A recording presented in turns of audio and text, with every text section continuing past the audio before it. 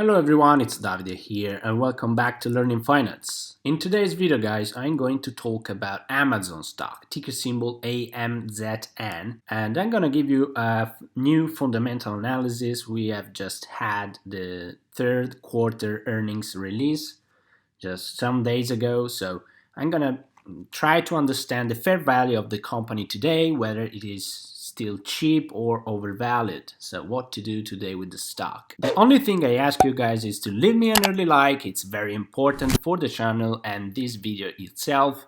You help me to reach more people, and subscribe to the channel. And let's begin.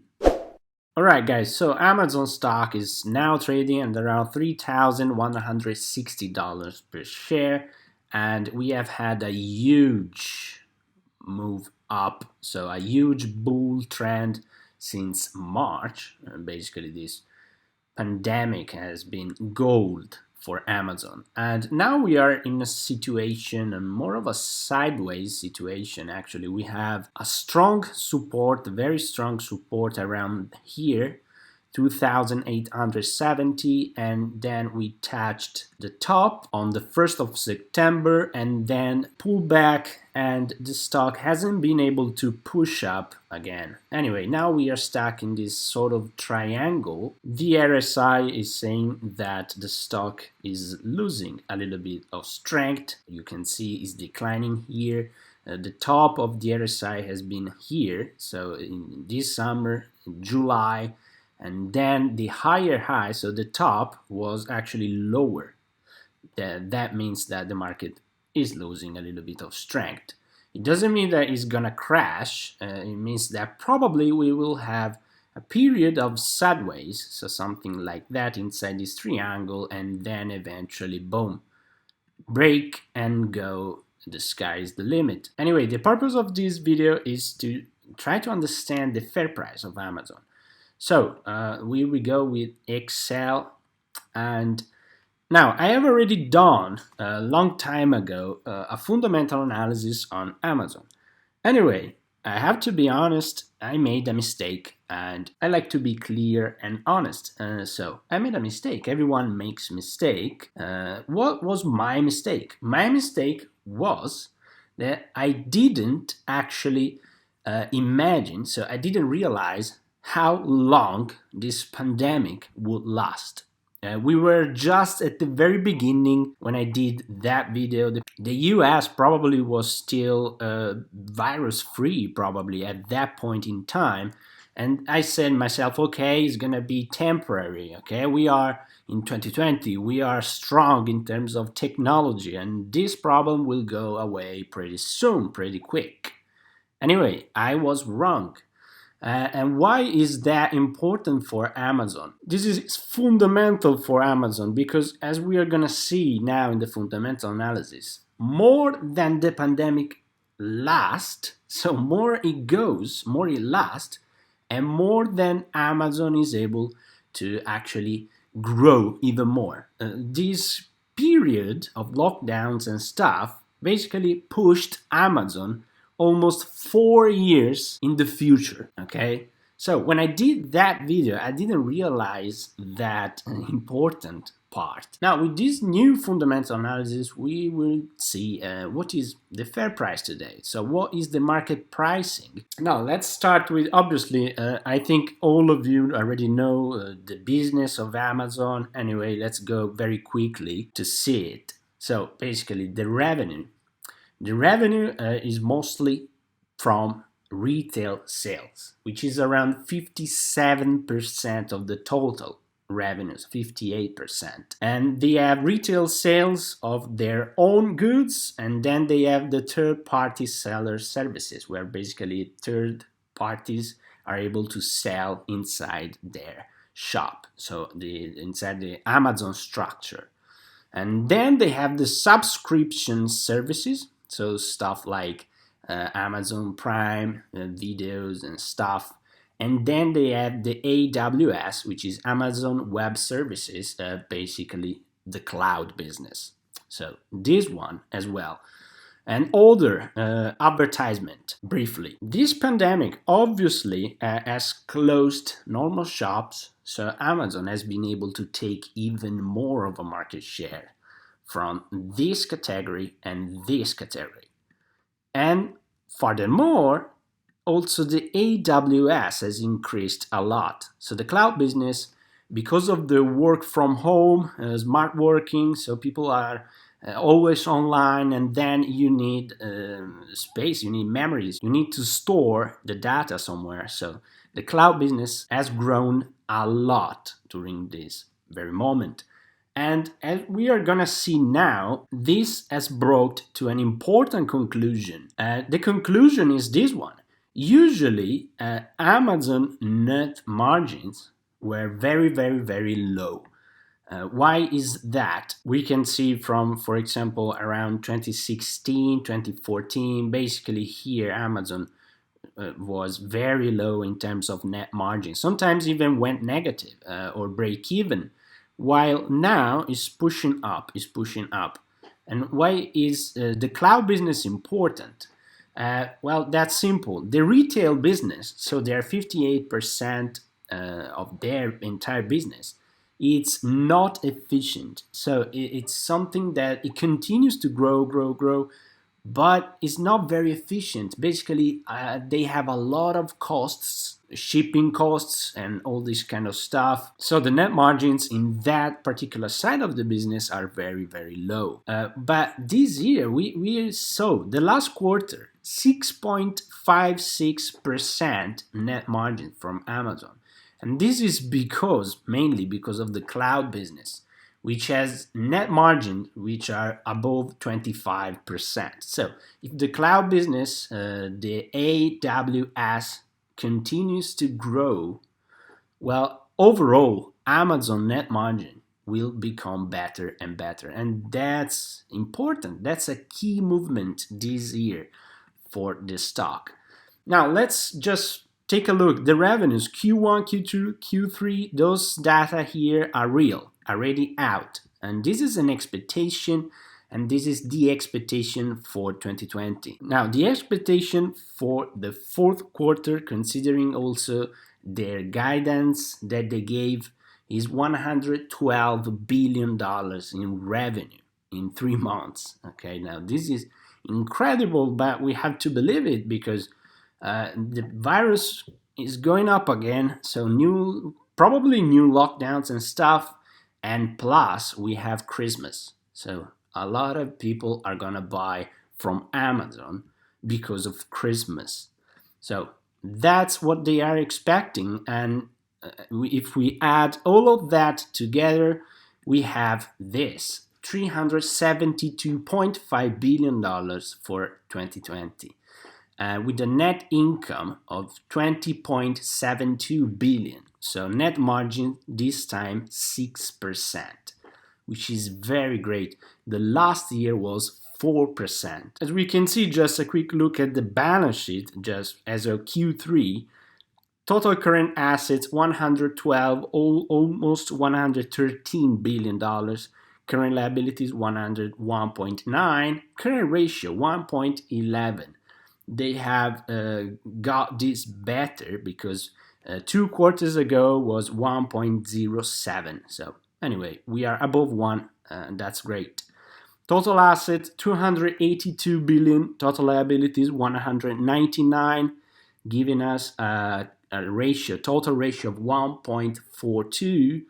The debt to equity ratio is 98.48%. Anyway, I don't see Amazon going bankrupt anywhere soon. The market cap at the moment, 1.5 trillion, book to value 18.48. From here, you can see the historical revenue from 2010 went parabolic, and the green bars here are expectations. So 2020 and 2021, $461.9 billion as expectations. To understand the fair price today, I did, as always, discount cash flow valuation when we have the expectations on 2020, 2021, and then a 24% scenario.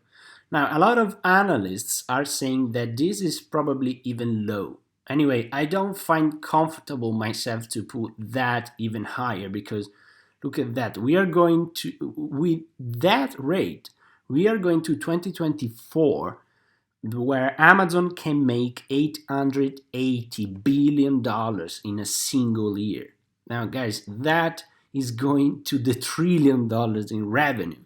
So it's very high. Anyway, that was Amazon is set up to do, especially with the pandemic. That could have happened in 2024, okay?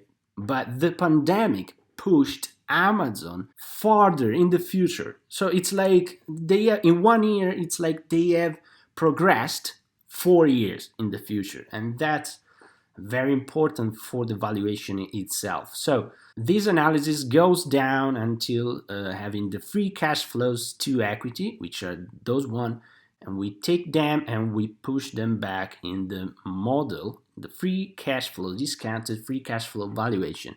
The requirements, the rate of return, I put 8.5%.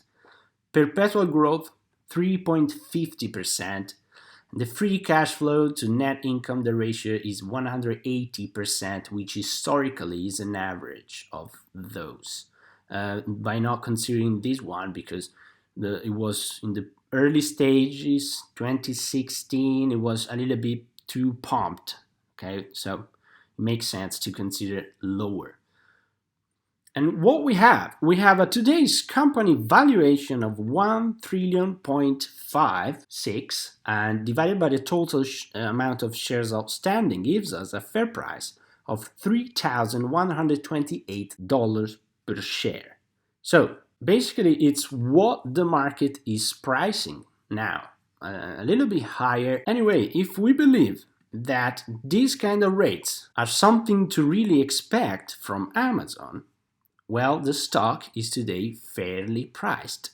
So it's not expensive, it's not cheap, it's just what it is. The market is pricing that particular growth rate. Now, here I have a P model, so a P calculation to see actually what we can expect with these particular growth rates from Amazon. So what I did, I took this revenue, 2024, and I put them here. Then I said the net margin, let's say it could be 5% overall, or we could do it even better. Let's say overall we can put 5.5. Now, obviously, you can do that by yourself if you change this number and if you change the PE. Basically, everything changes. So it's just a model, guys, just to have an idea on what to expect if that happens. So let's take a look. Revenues, 846.9 billions. With a 5.5 net margin, it gives us a net income in 2024 of $46.5 billion. Now, here it comes the magic. And why is that? Because now we have to face the PE ratio. We have to decide which one. Historically, Amazon has had now that one was crazy, and those were crazy as well. But let's say that when the business became more mature, very mature in the last 3 years, the P ratio has always been around between 110 to 70. Okay, 74. So going further in time, I can expect this P ratio to remain between 75 to 80. Okay, not spike up anymore around 1000 P ratio, because things are becoming mature. So I put 75 as a P ratio. Now remember, the stock is trading right now at a 91 P ratio, but I said 2024 75 PE.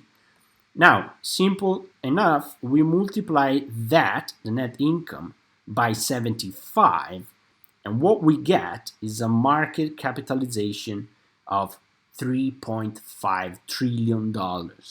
So, yes, Amazon could reach $3 trillion by 2024 if this kind of rates continues to happen, which is what analysts are expecting. I know it's crazy, it sounds crazy to everyone, but this is the result of the pandemic.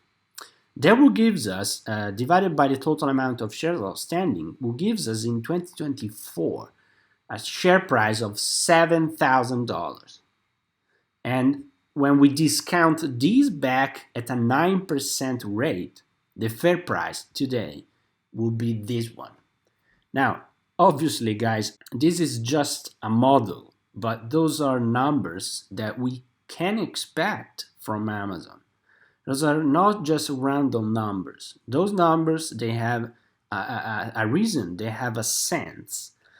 One can argue that this kind of huge rate that we are going to see this year and the next year are going to probably decrease once the pandemic is completely gone, okay? But you know what? During this time, Amazon is going to reinvest a lot of their revenues, a lot of their income in the business. Probably it could grow less, but there are analysts there, they are saying that it could grow even more than that. I don't, for me it's difficult to believe it, so I just put 24%.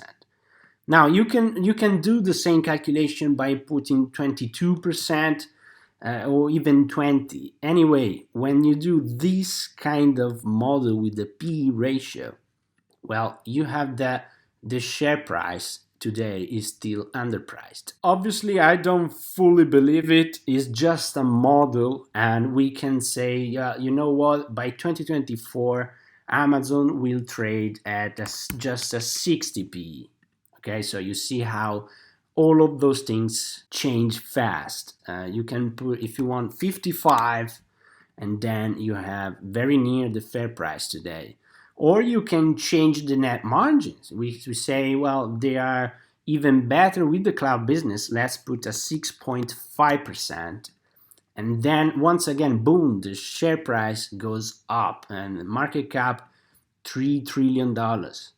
Anyway, you can play with it how much you want. In my opinion, what we can presume from that is that $3 trillion market cap for Amazon is absolutely possible. And if it continues to do like that, especially with the pandemic event, which has been gold for Amazon, well, they will reach it.